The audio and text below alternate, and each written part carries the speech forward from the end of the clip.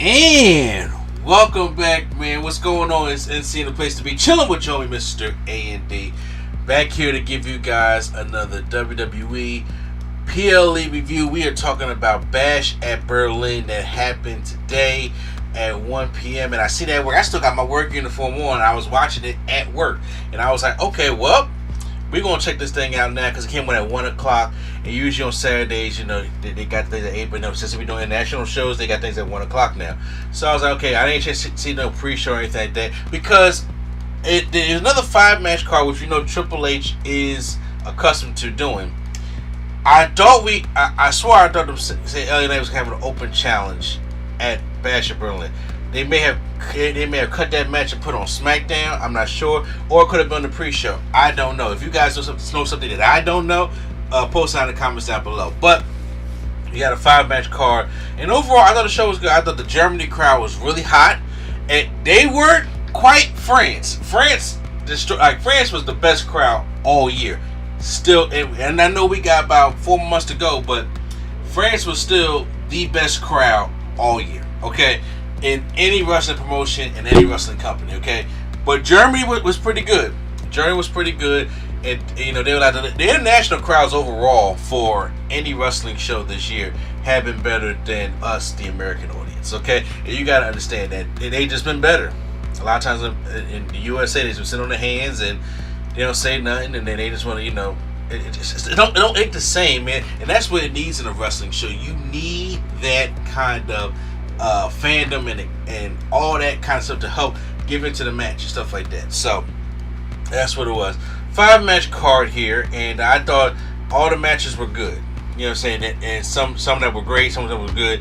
I really thought that just an overall quick thing before I get into the details of the show. And once again, when it comes to these wrestling reviews, I'm going to be doing more of a conversation type thing. Like I said, my new format of trying to do reviews, not a breakdown of each move, a breakdown of everything in the match. By the way, excuse me, Q-Flow is supposed to be joining me. I don't know if he is. I have the link open as I'm recording, so if he just pops in, he'll just pop in. But in the meantime, it's just going to be me here doing this because we got a lot of things to discuss this weekend for the wrestling podcast, and then we also got to get this Bash in Berlin thing out here. So a lot of things to do here. So like I said, 5-match card, and I think my 2 favorite matches, like when it comes to, I think the strap match, I think CM Punk and Drew McIntyre had a good strap match. I will talk about my problems with that match though, even though I think it was better than the SummerSlam match. And then we got the main event of Randy Orton and Gunther, which I was just like, man, we get in Edge territory. Y'all know what that means in a minute, but I still think it was still a pretty damn well good match, okay? And then, like I said, everything else was good on theirs also. But first off, we get started because I was sitting thinking, like, which championship is going to main event? And obviously, because we're in Berlin, you know, it's Germany, Gunther's going to be last, okay? So of course, you can't be last, you gotta be first. And the first match we kick off with is Cody Rhodes taking on Kevin Owens, or Kevin Owens taking on Cody Rhodes for the undisputed Universal WWE Championship. So automatically, I feel okay, this is gonna be open because it's the same thing. AJ Styles and Cody Rhodes was in that position also of him opening the show. And the thing is, the crowd was hot. Listen, the crowd was hot, and the crowd was really hot for Cody. They were singing the song and everything like that. And the match was really good. The match was really good because it was more Owens testing himself against Cody, stuff like that. But right now, the battle that we're getting is Owens is like he's nice Owens. He's good KO. He's not that evil, sadistic KO just yet because that cost him the match today. And that showed in the matchup, but they had a good couple near falls and a good couple moves that they was hitting from when it comes to crossroads and stunners and stuff like that. And this is one of my biggest things I want to say about this. The crossroads, right? I understand on big scenarios, the crossroads is Cody's finish, right? It's like on Smackdown or on TV, he'll hit a crossroads, it'll be done, depending on who he's going against. But then when we had a PLE, he'll hit the crossroads, right? And then they'll kick out. And then, okay, so it's like fine, because we're at PLE, we're going to have to build some drama, right? You really giving it your all. But here's my biggest issue. When we doing if you're not gonna take him down with one, Cody's gonna do 3 of them, right? But my thing is, when you're doing the crossroads, he's doing the crossroads to Kevin Owens. He does 1, he picks Kevin Owens up. He does 2, and then as he goes for a 3rd one, Kevin Owens reverses it and goes for the stunner on Cody and just covers it. I'm like, you just got 2 back-to-back crossroads. So you mean to tell me it don't take effect at all until that 3rd one hits? And that's the only kind of thing that be bothering me about the triple crossroads thing like that.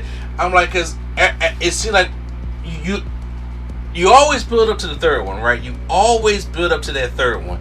But when we finally get to that 3rd one, it's over. But once you get to that 2, everybody could break out and be fresh, like almost like hit their finisher, hit their signature, and hit you with a cover. It ain't even like Kevin Owens hit the stunner and then passed out, and then he had to crawl over to Cody. He just hit the stunner and gave him the cover, and Cody kicks out. And I was just like, I know it could be picky to some people. It could not even be that important to some people. To me, that shit bothers me a lot. Okay. Well, almost gonna pull the trigger on this one, but Cody does end up hitting his crossroads and beats Kevin Owens. After the match, Kevin Owens gives him a hug because we didn't get the heel turn just yet. I think we're saving it towards the end of the year, maybe, or when Smackdown moves to USA to help build that show up in 2 weeks, I think it is. So yeah, we're gonna have to September 13th. So yeah, in 2 weeks, like literally today's the last day of August, so we are in September tomorrow. So yeah, but Cody Rhodes was the match. I thought it was a great opener. I thought it was good. I thought the match was good. That only thing right there when it comes to crossroads is one of the only things that truly bothered me. Next up is a tag team match for the women's tag team championships.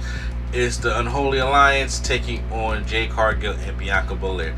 You should have known going into this match what the results was going to be. You should already know what the results going to be. I've had people tell me that, is this going to be the day that Jade turns on Bianca? Is this going to be the day Bianca turns on the Jade? Stuff like that. I said, no, none of that's happening no time soon. If they're going with Bianca and Jade at WrestleMania, that stuff will happen at the Royal Rumble. It's not happening at the end of August, about to go right to September. We going into the fall now. Then winter, no, that's not happening. Okay. That's if they plan on doing this, because me personally, Jade has come a long way. She's getting more confidence in the ring, but I don't know if she got the confidence and that wherewithal to be able to carry that heel program by herself just yet. I mean, she's done this in AEW. We already know that. But what I'm saying is, to have a WrestleMania type program, I think she needs a little bit more, got to climb the ladder just a little bit more for that, and then you can pull a trigger. But they ain't doing that in fall. I'm pretty sure that's not even going to happen toward the end of the year or beginning if they're going that way, because I thought that they were still probably trying to go Bianca and Rhea, which I would love to see Bianca and Rhea, you know what I'm saying? But either here or there, knowing that you knew going into this match there was only one way that was going to win, and that was Jade and Bianca. And once again, they got Jade in this position right now where Jade is being built up to the hot tag. And when Jade gets the hot tag, she comes in there like a ball of fire, and it works for her. And I'm loving that. They have found that Bianca takes the heat, Jade comes in with the hot tag, and they sit there and they be doing it. And it was dope. So, but there was part of the match where they take Jade out, and Bianca's about to get that backstabber swanton that Amplifier and Isla Dawn do. And then as she does that, Jade grabs Bianca and moves her so that Alfire falls into her partner. And then Isla Dawn gets the DDT German suplex finisher that they do, and they win the matchup. There was no other way. The only reason why the Unholy Alliance got the belts in the first place is because they needed a Scottish team or somebody to have a victory at Clash of the Castle, because Drew McIntyre was losing. He was losing, and he would have been if Drew McIntyre was going to win at Clash of the Castle, then automatically they wouldn't have won them tag team titles. But they did that so somebody, because Piper Niven wasn't going to win. Drew McIntyre wasn't going to win. Somebody from Scotland had to win. So Alba Fire and her team, they had to win, especially what was going on with her. Yeah, they had to win. And it's like, okay, they had a little bit of run since Clash of the Castle. That was back in June, July. It's end of August, going to September now. yeah, they're getting them belts back, and they're going to use them belts to probably set up more things for them when it comes to the turn. Because right now, there ain't no division. There ain't no division at all. But they're going to use these belts to help turn either Jade into, because me personally, we've seen Jade as a heel. You know, so I would love Jade to bring the baddies to WWE. I can see that, and her and then Bianca and Jade doing that program, or hell, you could spice things up and have, because honestly, if you want to do Rhea and Bianca right now, Rhea is nuclear hot right now. Okay, so Bianca will be the heel in this situation. So who knows? Right now they got the tag team titles back. That was what was expected, and even overall I thought that was a pretty good match. Most predictable match, but it was a good match. Next up was the strap match between CM Punk versus Drew McIntyre. Now, let me get this out the way now. I don't care how good the match was, how great the match was, how whatever case, it still could have been the match of the year. I will never like the ruling of the strap match where you gotta touch all four corners. Now listen, when I was younger, I always thought the strap match was just you're hooked on by the strap, and y'all can't really go but so far from each other. Y'all whoop the shot each other, y'all beat the shot each other, but it's still it's a no DQ match, but it's a pinfall. Then I always associate the Texas Bull Rope match as the match that you had to touch all four corners in, because that's the one that Orton had with Dusty Rhodes back in like Great American Bash of God, what year that was that? I forgot what year that was, but yeah, that's what I thought it was, right? But then it's like every now and then, I believe the WWE version of a strap match is to touch all four corners. And for those, you have to be able to touch all four corners. There's a light that represents which one it is. They had a red light that represents Drew McIntyre and a green light that represented CM Punk. If Drew McIntyre touched it, the red light will shine. If CM Punk tapped it, the green light will shine. And you have to touch each four corners without interruption. And that's how you win the match. Okay? Because once you tapping them and then you're interrupted, it resets. I hate it. I never out of all my years of watching wrestling, I never liked that concept of a strap match. I'm like, do what The Rock and Triple H did at Fully Loaded in 1999 in that strap match. Just whoop the shit out of each other and beat the shit out of each other. Same thing when Kane and Triple H in 2001 had that chain match. Just lock them at the arms. They can't go but so far each other and beat the hell out of each other and do that. Now, after me getting that out the way and getting the rulings out the way, I thought this was a good match. I thought this was my second favorite match, if not tied with my match of the night, because I thought this was better than a SummerSlam matchup. Because one, I felt as though the intensity was there. Two, it was like, okay, CM Punk was just now getting back into the flow of things, and I think in SummerSlam a couple things was the case. One, he was winded, okay, and two, don't get injured, okay, because we know he's frail. Don't get injured, CM Punk. Don't lose your breath. And we was trying in that frame. Now in this one, he felt a little bit more freer, confident, more like that. So more things was happening. He tried more things, and they had from whipping each other, doing all kinds of things. And then there was one point where Drew McIntyre was in the corner, and CM Punk goes for his running knee and go for the bulldog. But as he's going for the bulldog, Drew McIntyre dumps him outside the ring through a table.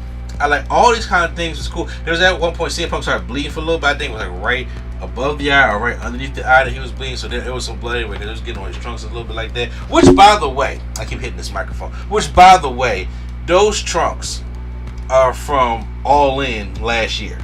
Okay, that All In 2023. We had that match with Samoa Joe. I just felt this. I was like, okay, bringing them out.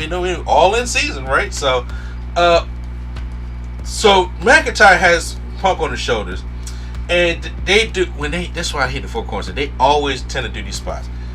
McIntyre hits one, he had him on the shoulder, the march CM Punk around, and then CM Punk without McIntyre knowing it hits his, and then he goes for a second one, then he hits his again, and then he goes for a third one, and CM Punk was trying to hit it. He was supposed to hit it, but then it's like Drew McIntyre's foot was on the strap, so he couldn't get his hand up really. So kind of like had to tap it, find a way to tap the turnbuckle or something. I was like, oh god, that could have been a botch for real. But Then he interrupted it, and it was the same thing again. Drew McIntyre hits a Claymore, he hits the 3, then CM Punk rolls through it, GTS, and then he goes roll through it. But the finish of the match came where CM Punk taps the first one. He brings Drew McIntyre up, hits a GTS. Then he goes and hits the second one. And then he goes and hits the third one. And he pulls McIntyre up again and hits another GTS. McIntyre's down. All he got to go do is hit the fourth one. But then he's like, you know what? Nah, we doing this. So he pulls McIntyre back up, hits a third GTS. There's a lot of GTS in this match. And this is the end. I ain't talking about the other stuff that was during the match. It's another GTS on McIntyre because why not? Knocks him out, takes his bracelet back with AJ and his dog's name on it, and then hits the turnbuckle. CM Punk wins the strap match, and I was like, I can understand this is the way to do it because McIntyre just won. I don't even want to pin McIntyre just yet. CM Punk lost at SummerSlam, and it's like, come on, he hasn't had a win in 10 years, okay? At least in WWE. We gotta give him something. We don't want to pin him again. So then, that's why he did the four corners thing, because I strongly believe, even though backstage CM Punk said it's over between me and McIntyre, and I want to go after some gold. I get that, but they're gonna probably say that for Mania because I do think we're Bad Blood. You don't bring back Bad Blood. It's gonna be in Atlanta. You don't bring that show back, especially if you're Triple H and you're not having the Hell in a Cell. Now, right now, the only rivalry that pertains Hell in a Cell to end because Hell in a Cell is supposed to be the rivalry ender. Okay, it gotta end. It's one apiece. CM Punk gotta win. McIntyre gotta win. You put them in Hell in a Cell at Bad Blood. Let them go out there to kill themselves, and then whoever you want to go over in the feud goes over. That's how it has to be, and that's what we predicted. I feel as though that's the way it's going to be, and I'm excited for that. But yes, overall, I thought it was a really good match. Really good. Like I said, one of my favorite matches of the show.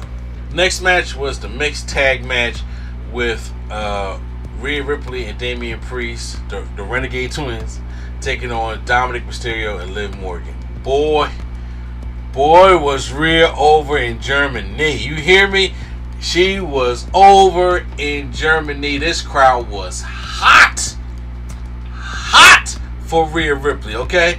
Hot! You gotta understand how hot they were for Rhea Ripley, especially, and Damian Priest also, but Rhea Ripley was getting all the love here, and they just wanted her to kick Dom ass, and Dom got the heat with Liv Morgan, and that's what it was. So when it came in, the action was all over the place, and man, when Liv got the tag, and you gotta switch because the men gotta fight the men, we gotta fight the women. Then Rhea came out of nowhere and drop kicked the shit out of Liv Morgan, and then Dom gets to the ring, and Dom all in the back like, oh, yo, Rhea, please don't leave alone. And guess what? Crowd ain't giving, and Rhea ain't giving shit neither. She came out there and clotheslined Dom, and clotheslined him again and put him in the corner, and then like she used to do back when Dom was hanging out with his dad, when he was at tag team with Rey Mysterio, she locked his leg, his neck and her legs, and started choking him in the corner. The crowd was going crazy, all right? The crowd was going crazy. At one point in the matchup, they hit a double Razor's Edge to Dominic and Liv Morgan. I mean, hell, Liv hit that shit just standing up. You know what I'm saying? She was on that joint, stand up and just toss Liv Morgan off. I was like, God. Of course, you can't have this match without Judgment Day coming out. Finn comes out, Carlito comes out, JD McDonough comes out. But the Terror Twins, they didn't care about none of that because on the outside, JD McDonough's are fussing to the ring trying to cause distraction. Damian Priest runs around the ring, right? He runs, and when I say he launched with a pounce, launched JD over the the announce table, and he flew backwards. Now you saw JD get like a little bit of jump going, so he can just launch him in there. Because in WWE, one of the best pounces I've seen was when Keith Lee pounced Adam Cole into the crowd. That man went flying. Because Adam Cole just running down the ring, and then you didn't even see him jumping. He just looked over ah! And then just was gone. Okay, this one I can see JD jumping up. It's still a great spot. He takes him out. He takes out Finn Balor as well. And he starts clowning off the announce table like he's about to give him a South Heaven chokeslam on the announce table. So he goes on the announce table, and then Carlito comes out, takes out Priest. And then Rhea goes and tries to take out Carlito. She gets him as an electric chair, knocks him on the apron. Dom takes out Priest on the table. Carlito gets taken out by Rhea Ripley anyway. Dom's on the table with Priest, and he goes to the other table. He runs at Priest. Don't know what he's going to do on the table. Priest clotheslines the hell out of Dominic, and he, as I used to call it, the Billy Gunn cell or the Rikishi cell when they turn inside out, he does that on the announce table. That was sick. He does that on the announce table, taking out Dom. At the end, I believe, because I had to check something. I had to walk out of work. I was working, okay? Do something for a minute. I believe Priest hits Dom with the South Devon chokes and pins him that way. I'm not sure, or if Rhea hit the riptide. I don't know if it was the same thing. I got to go back and watch that one. I do apologize about that because I know y'all kill me in the comments for that. But after the match, Rhea was done, man. Let me tell you something. Hold to your horses, because she picks up Liv and she licked the side of her face, and I was just like, yeah, you damn right, okay. And they win, and the crowd was hot for them. I thought it was a fun match. It was really fun. It was really good. They dominated. I enjoyed the Terror Twins just tearing it up in Germany. And like I said, the crowd made it so much better. Because if the crowd was there, and I was like, okay, it still would have been a good match, but I'm like, the crowd just gives so much to it. You know what I'm saying? It just gives so much, right? Now it's time for the main event. Like I said, there's no LA Knight. There's no open challenge. So right now, it's time for Orton and Gunther for the World Heavyweight Championship. Bruh. Germany was ready for this matchup. First of all, anytime the crowd comes out, they be starting to sing Orton songs, stuff like that. It's great. It's great. And Gunther comes out, Heroes Welcome, man. And I was like, man, we don't know how this match is going to go. Well, first of all, let me stop that. We know how this match is going to go. But there were some points in this match, I was just like, yo, Randy could be getting 15 right now. Because they had a nice toying pace, a slow, methodical pace. This match went about 35 minutes. Did it need to go 35 minutes? No, because that's what I said, they was getting their edge on. You know, edge like, yo, we got to do a 35-minute show. Like, you don't. Okay, but, a 35-minute match, you know. But this matchup, it was giving Gunther all the spotlight. And let me tell you something, there's a point, Orton was whooping Gunther's ass. Like, you know, he was getting the better of Gunther, and he was working on his, first of all, great storytelling. He was working on his shoulder. And you see this bruise up on Gunther's shoulder, like a legit bruise. And he was selling the hell out that bruise and his shoulder, just like Orton was selling the hell out his back. Great storytelling right here. So now, we already know Gunther's right-handed. So all this arm right here, that it wasn't that much forceful in chopping. He couldn't get the power bomb up. There was a lot of this Gunther couldn't do, and I was like, yeah, I like that storytelling there. And so it was affecting Gunther throughout the matchup. And every time he tried to go for the power bomb, he tried to go for it 3 times, and he couldn't get it. And then he finally gets it on like the 4th time, pins Randy, but Randy kicks out like 2.99. Like they were really close. He hits what Corey Graves calls the T-Rex drop kick, does the splash, or kicks out of that. So he's like, well, I'm going to go for this powerbomb again, even though my shoulder hurts. He tries to go for the powerbomb again. He couldn't quite get Orton up. Orton comes back down and slides out RKO. And it's near the ropes. So I was like, okay, he can put his foot in the ropes. But no, Randy, being the veteran that he is, covers him, tucks in the arm, tucks in the leg, and covers him. And then Gunther just kicks out. That's the only moment. And I love when wrestling does this to me, when it just grabs me. Even I know what the result's going to be, but it just grabs me. That right there, I was like, okay, that was pretty good. That was pretty dope, because Orton wanted that. So Orton now goes outside, and it's like he's taking his sweet ass time. Like, he's like, you know, old man break. You know what I'm saying? Like, I'm about to take this water right now. Takes that break. Pulls the big stairs over to him.